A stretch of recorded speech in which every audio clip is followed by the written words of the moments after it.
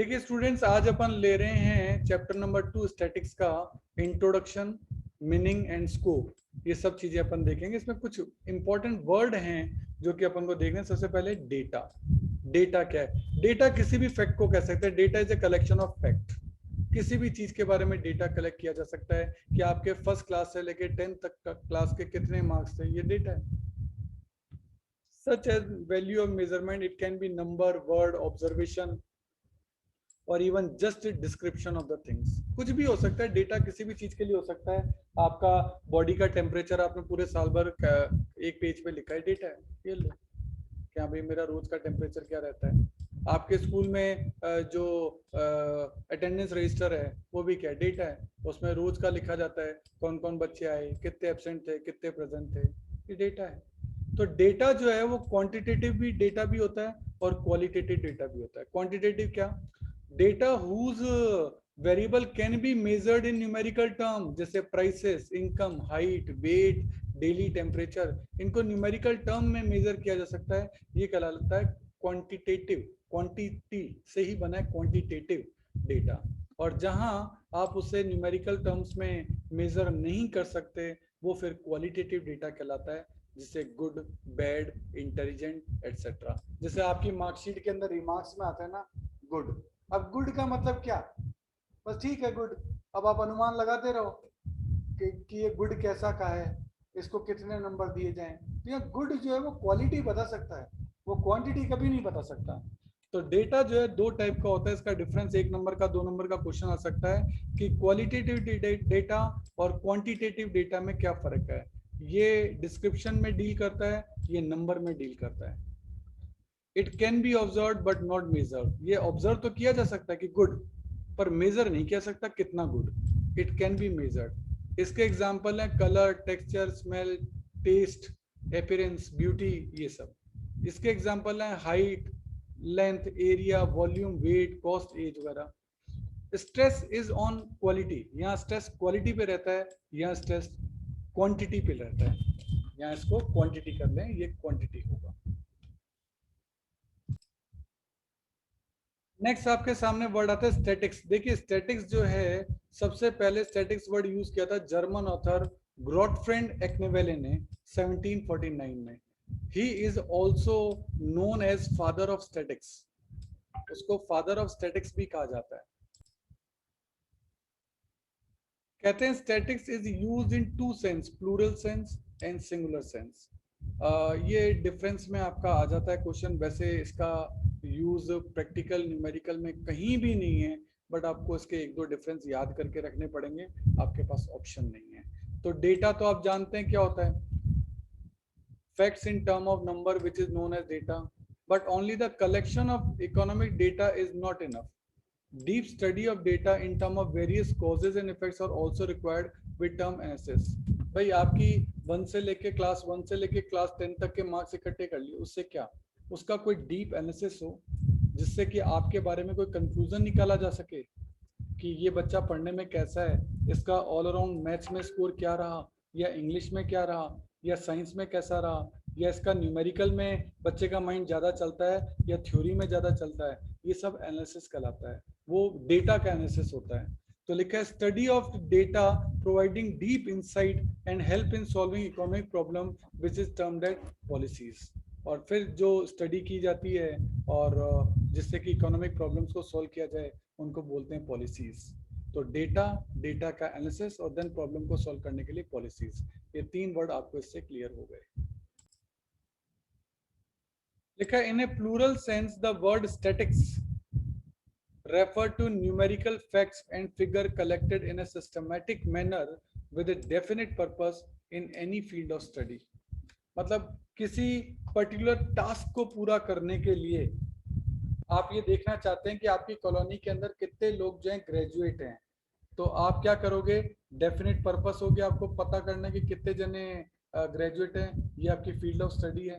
आप एक systematic manner में जो है डेटा इकट्ठा करते हैं, कलेक्ट करते हैं, न्यूमेरिकल फैक्ट आपके पता लगाते हैं कि आपके यहाँ 80% लोग जो हैं वो ग्रेजुएट है। इसका डेटा आपने पूरा कलेक्ट किया। तो ये प्लूरल सेंस में कहलाता है कि आप यहाँ डेटा काफ़ी सारे जनों का कलेक्ट कर रहे हो, और एक सिस्टमेटिक मैनर में कलेक्ट कर रहे हो, ये न्यूमेरिकल फैक्ट्स हैं डेफिनेट पर्पस के लिए, क्योंकि आपको पता करना है कि आपकी कॉलोनी के अंदर कितने लोग ग्रेजुएट हैं। इसी को आप जो है प्लूरल सेंस के अंदर स्टैटिक्स जो है वो आप कहते हैं। तो लिखा है आगे, in this sense statistics are also aggregate of facts. Obvious है, बहुत सारे फैक्ट आप इकट्ठे कर रहे हो which are expressed in numerical form. Numerical form में आप इसे दिखाओगे। For example statistics and industrial production, statistics of population growth of a country in different year. Obvious आप देखना चाहते हो कि इंडिया में हर साल कितनी इंडस्ट्रीज लगी, या इंडिया में हर साल कितनी पॉपुलेशन जो है ग्रोथ हुई। ये सब चीजें जो है ये आपको स्टैटिक्स को प्लूरल सेंस, बड़े सेंस में दिखाती है, जो कि बड़े डेटा को कवर करती है, और उससे कोई ना कोई कंक्लूजन जो है वो आपका निकाला जा सकता है। तो कोई आपसे पूछे सर प्लूरल सेंस की जो स्टैटिक्स होती है उसके फीचर्स क्या होते हैं, कैरेक्टरिस्टिक क्या होते हैं, कि एग्रीगेट्स ऑफ फैक्ट्स हैं, कि हम बहुत सारा डेटा कलेक्ट करते हैं, उसका एग्रीगेट, एग्रीगेट यानी टोटल है ये, न्यूमेरिकली एक्सप्रेस्ड होगा। न्यूमेरिकली एक्सप्रेस का मतलब हर चीज जो है न्यूमेरिकली होगी, कि हाँ भाई कितने लोगों का अपन ने जो डेटा लिया है, या किसकी इनकम कितनी बड़ी है, ये सब चीजें न्यूमेरिकल में होगी। Affected by multiplicity of causes, बहुत सारे कॉजेज हैं।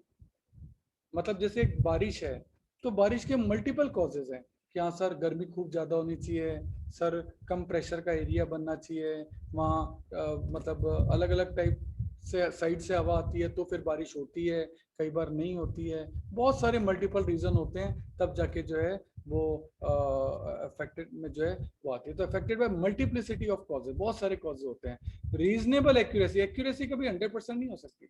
अब आप कहोगे सर एक्यूरेसी 100% नहीं, ये कैसे हो सकता है? देखिए ऐसा है, कोई भी डेटा जब आप कलेक्ट करते हैं उसमें कोई ना कोई कमी रह जाती है। अब आपने मार्क्स उतारे अपनी 1 से लेके 10 तक के मार्कशीट के जितने भी मार्क्स थे आपने कॉपी डाउन किए, तो उसमें एक आध गलती हो सकती है कि कहीं आपने 59 की जगह 95 लिख दिया हो, और इस साल ये तो बहुत अच्छा हो जाए, पर ऐसी गलती 95 की 59 भी हो सकती है। तो यहाँ रीजनेबल एक्यूरेसी है, यानी छोटा मोटा गलती मान के चला जाता है कि इतनी गलती होगी, इतनी गलती होगी, ऐसा मान के चला जाता है। और then a collection in a systematic manner, आप इसको एक सिस्टमेटिक मैनर में जो है कलेक्ट करते हैं, और केवल डेटा कलेक्ट इस तरीके से किया जा सकता है जिससे कि उससे कोई कंक्लूजन निकले। अगर आप नॉन सिस्टमेटिक मैनर से अगर आप करेंगे, भाई बुफे सिस्टम लगाया और लोग नॉन सिस्टमेटिक तरीके से उस पर टूट पड़ेंगे, तो कैसे चलेगा? तो वही बात स्टैटिक्स में भी जो डेटा है वो सिस्टमेटिक मैनर में प्री डिटरमाइंड पर्पस से कैलकुलेट किया जाता है। कि आप कर रहे हैं डेटा कलेक्ट कर रहे हैं, आपसे कोई पूछा भाई साहब क्यों कलेक्ट कर रहे हो, क्या पता ही नहीं क्यों कलेक्ट कर रहे हैं, ऐसा नहीं हो सकता। प्री डिटरमाइंड पर्सन होता है कि भाई साहब हम पता लगाना चाहते हैं कि हमारी कॉलोनी के अंदर कितने लोग ग्रेजुएट हैं, या हम ये पता लगाना चाहते हैं कि हमारी कॉलोनी में 10th परसेंटेज में हाईएस्ट फीमेल्स का है या मेल्स का है। ऐसा कोई प्री डिटरमाइंड पर्पस होगा, उसी को आप स्टैटिक्स जो है वो कह सकते हैं।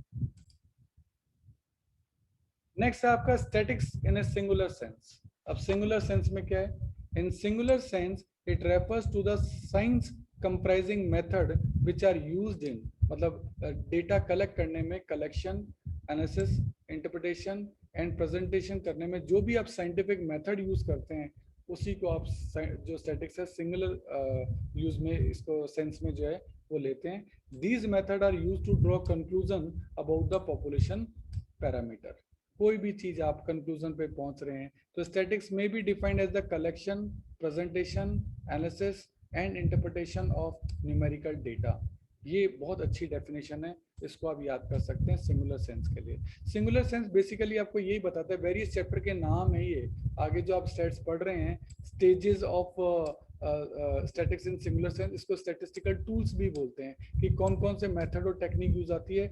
सबसे पहले आप डेटा को क्या करते हो, कलेक्ट करते हो, घर घर जाके आप लोगों से पूछते हो कि हाँ भाई आपके मार्क्स कितने आए थे, या आप कौन से क्लास तक पढ़े हुए हो, क्योंकि आपको पता लगाना कि हमारी कॉलोनी में कितने लोग ग्रेजुएट हैं। फिर आप उस डेटा को ऑर्गेनाइज करोगे। आपने मान लो आपकी 5 गलियां हैं, तो उन 5 गलियों के हिसाब से आपने अलग अलग लिस्टें जो है वो बनाई, उसको बोलते हैं ऑर्गेनाइजेशन ऑफ डेटा। पहले आपने डेटा कलेक्ट कर लिया, फिर आपने उनको अलग से पेजेस में लिखा हर गली के हिसाब से। देन प्रेजेंटेशन ऑफ डेटा, कि आप इस डेटा को प्रेजेंट कैसे करोगे, तो आपने है ना कोई इस डेटा के लिए कोई हो सकता है कि आपने स्टैटिस्टिकल ग्राफिकल चार्ट बनाया हो या कोई टेबल बनाई हो, डायग्राम बनाया हो, ग्राफ बनाया हो, ऐसे आप उसको प्रेजेंट करोगे।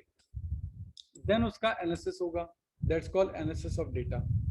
अब उस डेटा को एनालाइज करने के लिए कई तरीके होते हैं, mean, median, mode, dispersion, correlation, अलग अलग चैप्टर हैं, आपके आगे के चैप्टर में देखोगे आप, वो सब एनालिसिस ऑफ डेटा में कहलाता है।